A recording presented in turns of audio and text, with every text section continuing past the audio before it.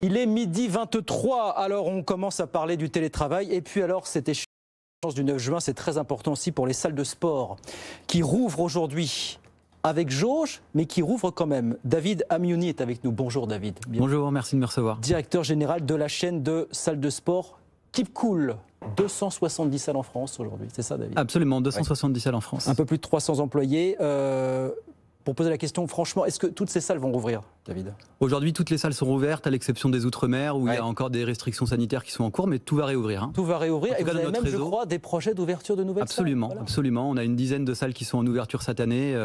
On croit fortement que le marché va être très résilient, c'est-à-dire que le besoin pour les Français de se mettre au sport, d'être en bonne santé, bien sûr. Théoriquement, le Covid l'a révélé. Donc, on prévoit une récroissance. On continue fort. D'aller de l'avant.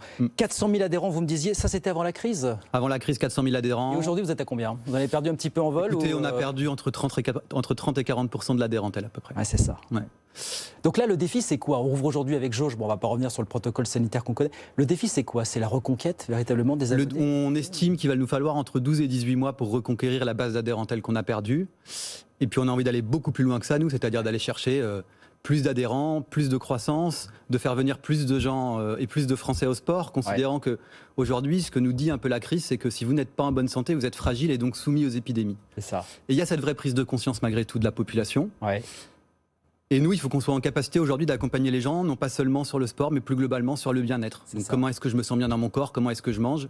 Et on est extrêmement bien positionné pour le faire. Là, c'est un changement de modèle économique finalement. Vous dites on veut accompagner encore plus nos adhérents. Qu'est-ce que vous pouvez mettre en place justement, au-delà de effectivement être présent en salle, voilà, pour accompagner sur les machines? Nous, on considère aujourd'hui que pour se sentir bien dans son corps et dans sa tête, il y a trois grands streams. Le premier, c'est se mettre en activité physique, donc la salle de sport, et ça on le maîtrise déjà. Mais pas seulement la salle de sport au sens environnement clos, mais être capable d'accompagner les gens du sport à la maison, le sport à l'extérieur et le sport dans la salle. Deuxième élément, la nutrition. On a besoin de manger correctement, d'apprendre à manger. Il y a une vraie éducation alimentaire qu'il faut continuer à poursuivre en France.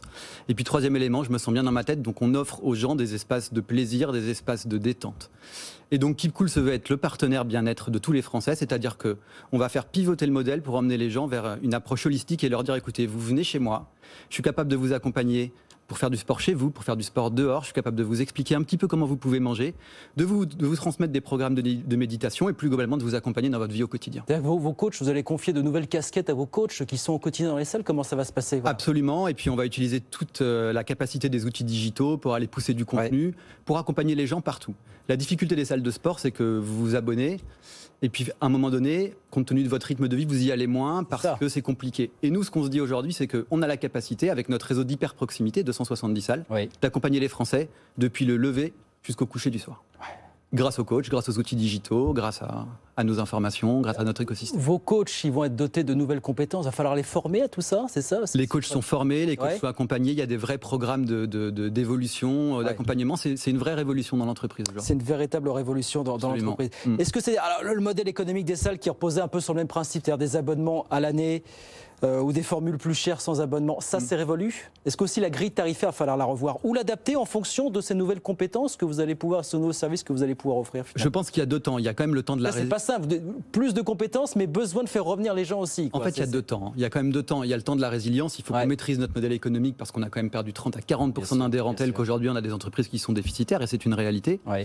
Et puis petit à petit, on va étoffer les services et être capable de proposer aux gens de la carte, si vous voulez. Vous venez pas, vous avez envie, vous n'avez pas envie, mais voilà, il faut nous laisser le temps de travailler et puis de ramener les clients en activité physique. Donc il va falloir faire des promos, j'imagine. Enfin, je pense que toutes les salles en sont là aujourd'hui pour faire revenir massivement les adhérents. Il y a un standard du marché à la promotion, mais on n'est pas des... non. C'est pas notre levier numéro 1. Notre levier numéro 1, c'est la qualité. Il ne faut pas s'aborder la qualité de service. Voilà.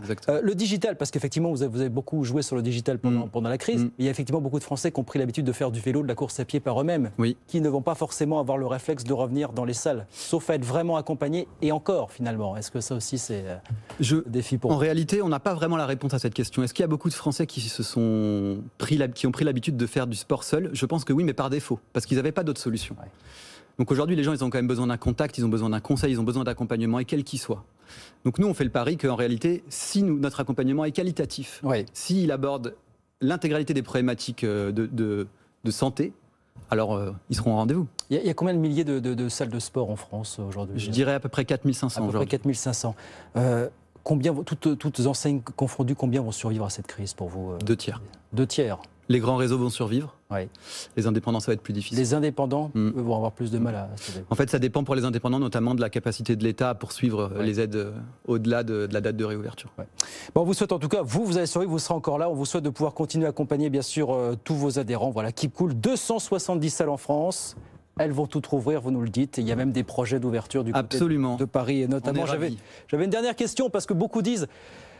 Mon Dieu, tout le monde va retourner dans les salles, aujourd'hui les salles de sport, même ceux qui vont y aller sans vraiment se ménager après près d'un an d'interruption d'activité sportive. Alors, on en parlait aujourd'hui entre nous à la rédaction, on disait mais combien, pardon de dire comme ça, combien ils vont en ramasser, qui vont avoir un accident musculaire, qui vont avoir une lombalgie, qui vont se faire un claquage. Voilà, comment est-ce qu'on fait pour accompagner ceux qui reviennent aujourd'hui à la salle de sport? Chaque adhérent qui va revenir dans le réseau Keep Cool va avoir l'occasion de faire un bilan avec son coach. Il y aura un bilan. Bien sûr. Ouais. On est le seul réseau en France qui a l'intégralité de ses coachs qui sont certifiés. Bon. Donc on se fait fort de faire en sorte que la pratique sportive soit douce et progressive. Donc vous dites le conseil aujourd'hui c'est retournez-y, mais retournez-y doucement. Et on sera là pour vous accompagner après des mois. Mon conseil, c'est retournez-y dès que vous pouvez, mais prenez du temps avec vos coachs pour qu'ils vous accompagnent.